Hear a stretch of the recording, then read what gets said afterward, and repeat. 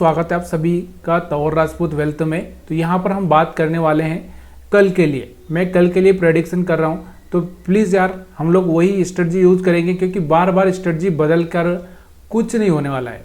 आज आप 20 moving average use कर लो, कल दूसरा कुछ और यूज कर लो, परसों कुछ और यूज कर लो, कुछ नहीं होने वाला है। इसलिए ना मैं आपको एक ही बोल रहा हूँ कि एक ही चीज़ पर थोड़ा सा अच्छे से बैठ जाओ और उसको ही ट्रेड करो।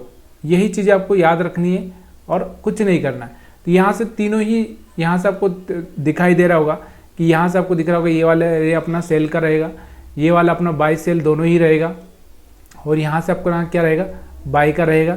ये चीज़ें आपको समझ में आ चुकी है। तो यहाँ से इतना ही करना है। इसके बाद में मैं आपको लेकर चलता हूँ 5 मिनट के चार्ट पर। निफ्टी 50 का चार्ट एनालिसिस कर रहे हैं, 5 मिनट के चार्ट पर चलते हैं। तो 5 मिनट के चार्ट पर अगर आप देखना चाहें तो यहाँ पर देख सकते हैं कि अब हमको ये प्रेडिक्ट करना है कि हमारे एसएल कहाँ पर पड़े हैं, क्योंकि एसएल प्रेडिक्ट करना बहुत ज़रूरी है। अब बहुत सारे लोगों का सवाल ये आता है कि यार हम एसएल कैसे प्रेडिक्ट करें कि एसएल कहाँ पर पड़ा है।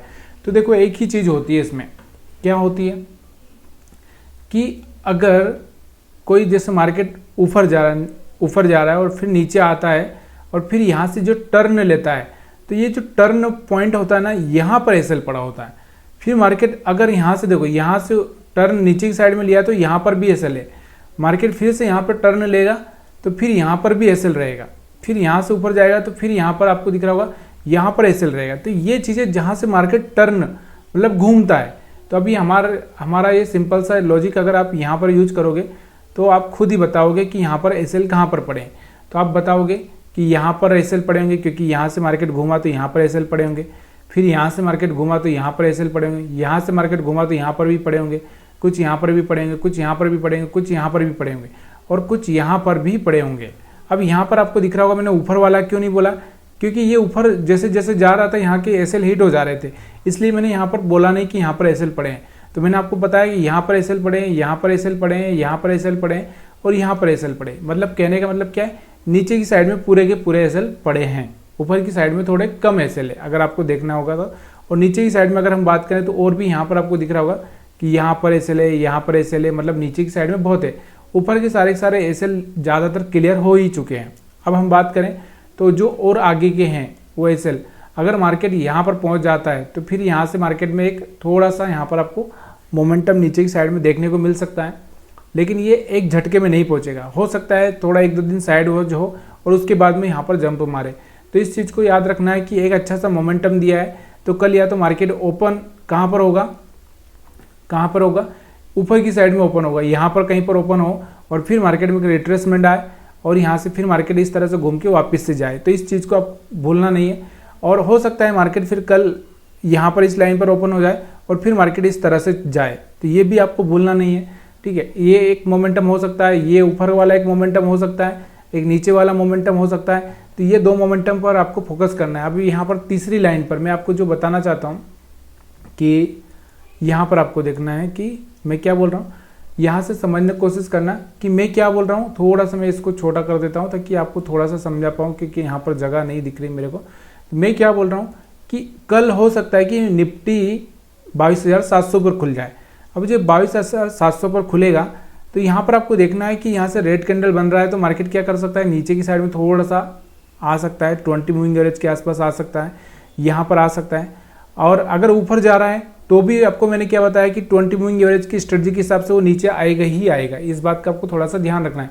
ऐसा कभी दिख रहा होगा आपको कि 20 मूविंग एवरेज को पार करके वापस आया नहीं, हर बार 20 मूविंग एवरेज के आसपास आ रहा है।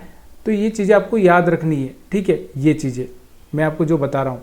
अब उसके बाद में मैं आपको क्या बोल रहा हूँ कि अगर ऊपर खुल गया यहाँ पर, तो ये 700 पे खुला तो थोड़ा नीचे की साइड में आएगा और इसके पास आके वापस से घूम भी सकता है, या फिर इसके नीचे भी जा सकता है, या फिर यहाँ हम बोलें कि 20 मूविंग एवरेज के नीचे यहाँ पर खुल गया 22,550 के आसपास, तो भी आपको पता है कि यहाँ से दूर हो जाएगा इससे।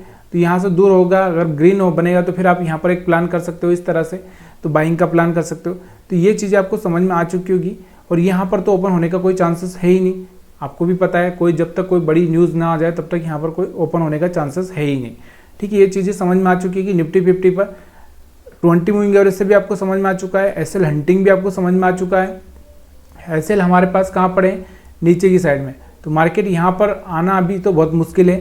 तो इसलिए यहाँ सेंटर तक आ सकता है या ऊपर ओपन होके यहाँ से फिर इस तरह से आ सकता है। तो दो चीज़ें यहाँ पर आपको देखने को मिल सकती है। उसके बाद अगर हम बात करें बैंक निफ्टी की, तो चलो बैंक निफ्टी में आज देखो 2.5% से ज़्यादा की बढ़त दिखी होगी आपको, तो इसको भी देख लेते हैं। तो यहाँ पर आपको दिख रहा होगा, सबसे पहले हम लोग वही करेंगे, 3 लाइन वाला कैंडल वाला देख लेते हैं, उसके बाद में हम लोग बाकी चीज़ें देखेंगे।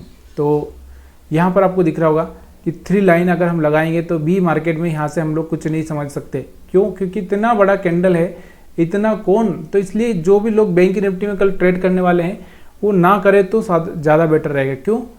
क्योंकि यहाँ से आपको समझ में नहीं आएगा कि मार्केट किधर की साइड में जाएगा, लेकिन फिर भी हम प्रेडिक्शन कर रहे हैं तो हम सही सोचेंगे।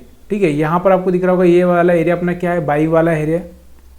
ठीक है, उसके बाद ये वाला एरिया अपना बाई और सेल दोनों का है, और ये वाला एरिया अपना क्या है, सेल का है। ठीक है, अब मैं आपको क्या बोलना चाहता हूँ कि कल हो सकता है कि यहाँ पर अभी आज को दिख रहा होगा आपका 49,000, कल खुल जाए 50,000 पे, तो 50,000 पे खुला तो भी यहाँ से नीचे की साइड में आएगा थोड़ा, तो उसी टाइम में आप यहाँ पर प्लान कर सकते हो। उसके बाद अगर ये सेंटर में खुला, तो सेंटर में खुला तो भी ये ऊपर की साइड में जाने का प्लान करेगा, तो यहाँ से आप वो प्लान कर सकते हो। बॉटम में खुलने का कोई चांसेस मेरे को लग नहीं रहा है। ठीक है, तो ये चीज़ें आपको मैं 5 मिनट की चार्ट पर समझाता हूँ एसएल हंटिंग के हिसाब से। तो यहाँ पर आप देख सकते हो मैंने क्या बोला आपको कि देखो अभी तो फिलहाल में मार्केट क्या कर रहा है, देखो 20 मूविंग एवरेज के आसपास सपोर्ट ले रहा है। ठीक है, हो सकता है कि कल ये 20 मूविंग एवरेज की बजाय यहाँ पर खुल जाए, मैंने आपको क्या बोला कि 50 पे खुल जाए, तो फिर ये वापस थोड़ा नीचे आएगा, उसके बाद ऊपर जा सकता है। ठीक है, और उसके बाद अगर ये नीचे खुल गया यहाँ पर 49,100 के आसपास, तो फिर ये इस मूविंग एवरेज से दूर हो जाएगा, तो इसके पास जाने की कोशिश कर सकता है। ठीक है, अब हम एसएल हंटिंग से बात करते हैं। तो एसएल हंटिंग से आपको पता है कि सारे के सारे एसएल यहाँ पर पड़े हुए हैं। कहाँ पर पड़े हैं? सारे के सारे एसएल यहाँ पर पड़े हैं, यहाँ पर पड़े हैं, यहाँ पर पड़े हैं। मतलब कहने का मतलब क्या, नीचे की साइड में पूरे एसएल पड़े हैं। यहाँ तक के एसएल क्लियर हो चुके हैं, यहाँ पे भी एसएल पड़े हैं, यहाँ पर भी एसएल पड़े हैं, लेकिन ऊपर की साइड में यहाँ पर थोड़े से यहाँ पर सेलर के एसएल पड़े, बस इतना ही है यहाँ पे। तो यहाँ से आपको दिखाई दे रहा होगा कि मार्केट हो सकता है नीचे भी टर्न कर सकता है, ऊपर भी टर्न कर सकता है। तो ये चीज़ें आपको याद रखनी ज़रूरी है कि मार्केट कहाँ पर ओपन होगा।